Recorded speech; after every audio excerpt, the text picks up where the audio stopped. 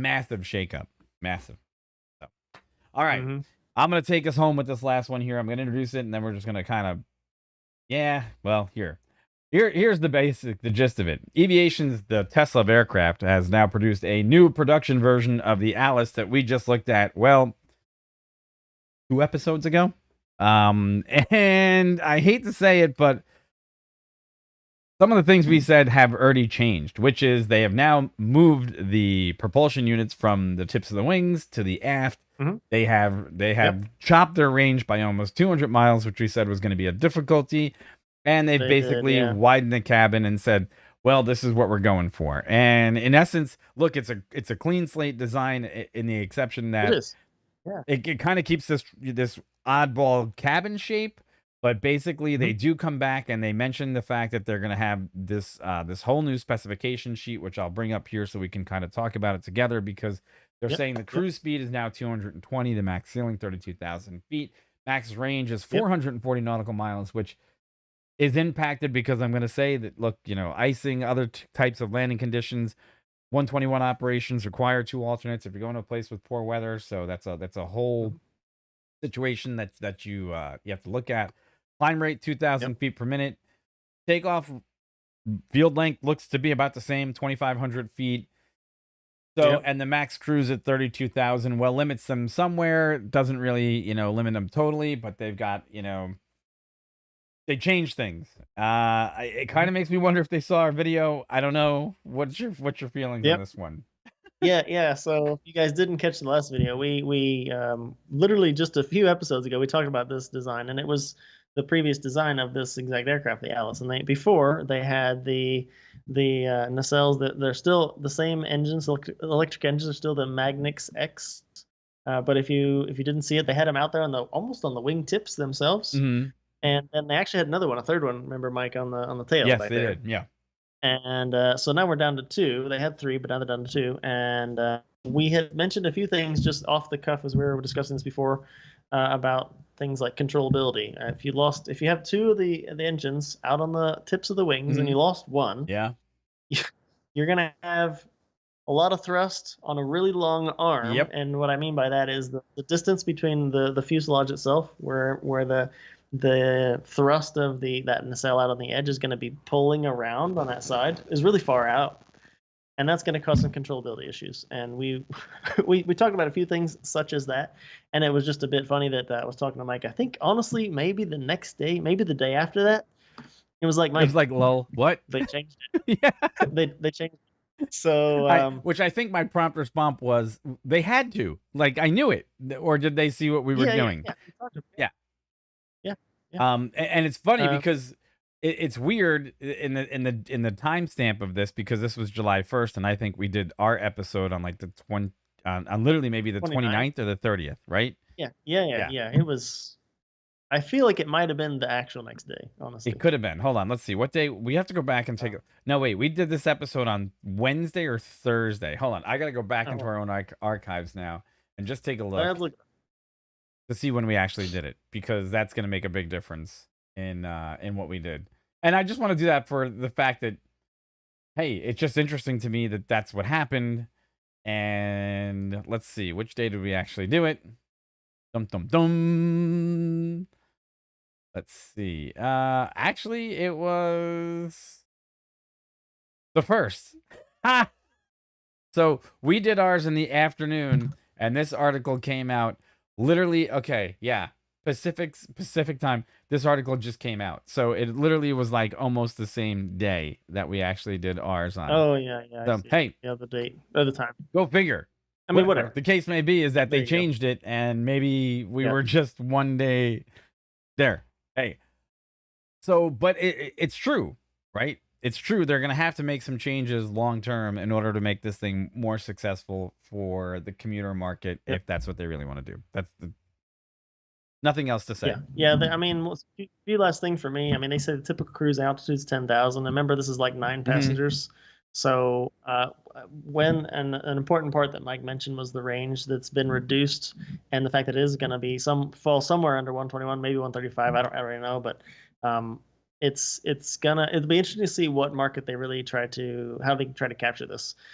I don't know where exactly they're gonna try to have their first flights, like where they're actually gonna be based out of when they first start this off. They do say they're not expected to go into service until 2024, so we got some time to see how this plays out. And it says also that the certification's obviously not done. It's gonna take a little while. That always does. But they say their inaugural flight is later this year. Later this year. So definitely something to keep track of.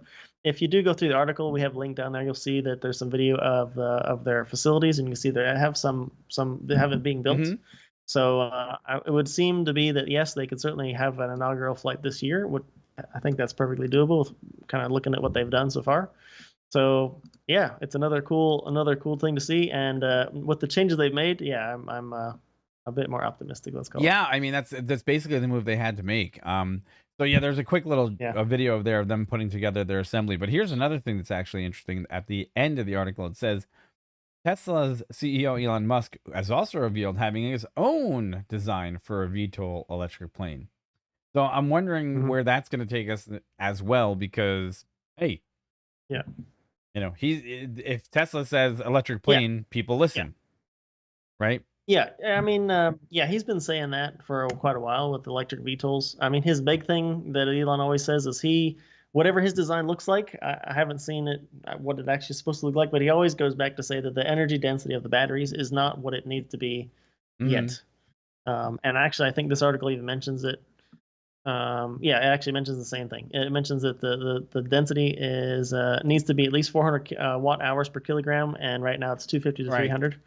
So not quite there yet. And actually, this falls right into what Mike and I have been saying before about battery density. And this is not particularly for Tesla's VTOL, but any aircraft that is going to be looking at longer ranges. Maybe they looked at taking an engine out and moving the engines closer to the fuselage and said, yeah, we're just not going to get the range, but this is a better, more stable design. It's going to be easy to certify, blah, blah, blah, blah, and boom, this is what we got. So. And here's one last thing. With these designs, what I don't see in any of their designs yet is anti-ice. Okay?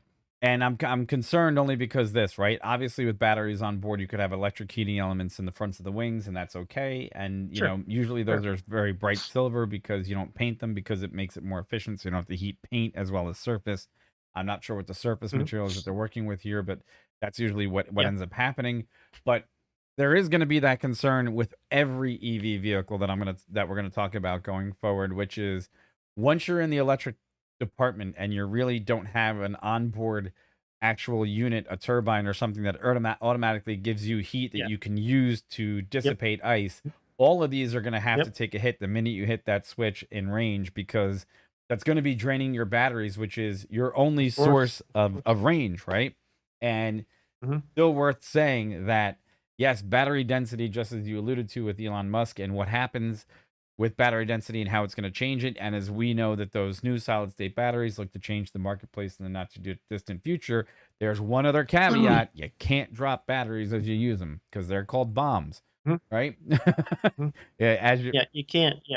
You can't drop weight. You can't drop weight.